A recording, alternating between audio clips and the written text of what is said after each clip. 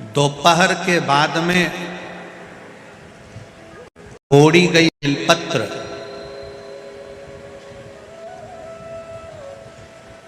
दोपहर के बाद अगर हम बेलपत्र को तोड़कर शंकर भगवान को समर्पित करते हैं तो शिव उसे स्वीकार नहीं करते।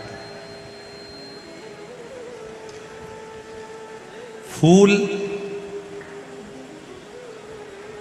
सूर्य की किरण निकलती है, प्रकाश थोड़ा सा हो जाता है, थोड़ा सा उजाला हो जाए और रात्रि सूर्य अस्त के पहले पुष्प को हम तोड़ सकते हैं, फूल हम तोड़ सकते हैं। बेलपत्र सुबह से लेकर दोपहर तक हम तोड़ सकते हैं, पर दोपहर के बाद में बेलपत्र को नहीं तोड़ा जाता।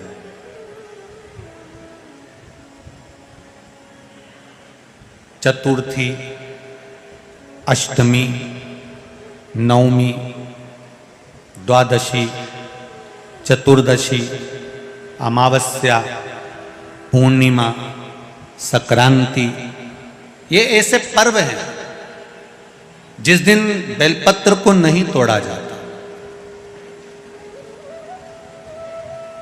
चतुर्थी, अष्टमी, नवमी,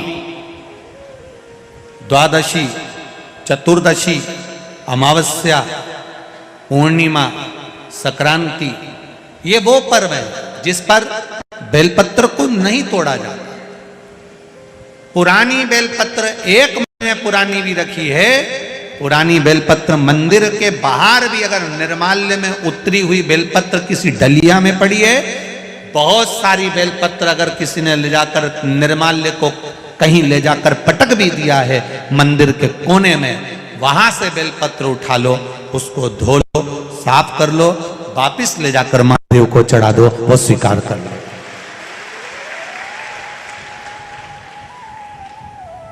पशुपति व्रत कर रहे हो, चतुर्थी पड़ गई, अष्टमी पड़ गई, द्वादशी पड़ गई, बच्चों से मत कहो कि बेलपत्र तोड़ कर लाओ। बच्चों से कहो जाओ शंकर जी के मंदिर में कहीं डलिया में कहीं एक आध 2 बेलपत्र भी, 1 बेलपत्र भी अगर कहीं साइड में पड़ी हो, उसको उठा लाओ, धो, बाबा के थाली में रख लो और पशुपति व्रत पर भी चढ़ा दो।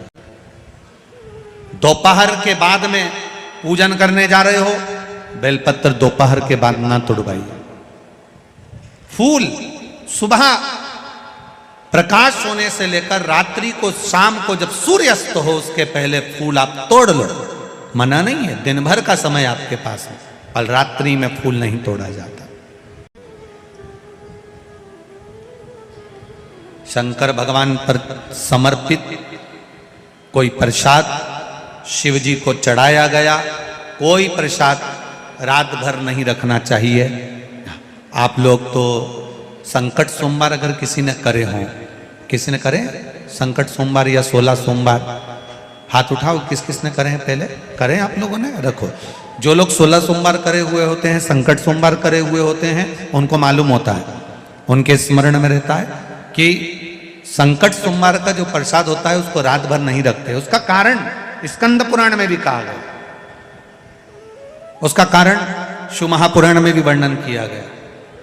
शंकर भगवान का प्रसाद, शिव जी का प्रसाद, अगर जितना जितना अंधेरा बढ़ते चले जाता है, जितना जितना रात्रि होती चली जाती है और दूसरा दिन अगर लग जाता है, तो उस प्रसाद पर आपका हक नहीं रहता, उस प्रसाद पर फिर चंड का हक हो जाता, फिर उनके गणों का हक हो जाता है, फिर आपका हक समाप्त।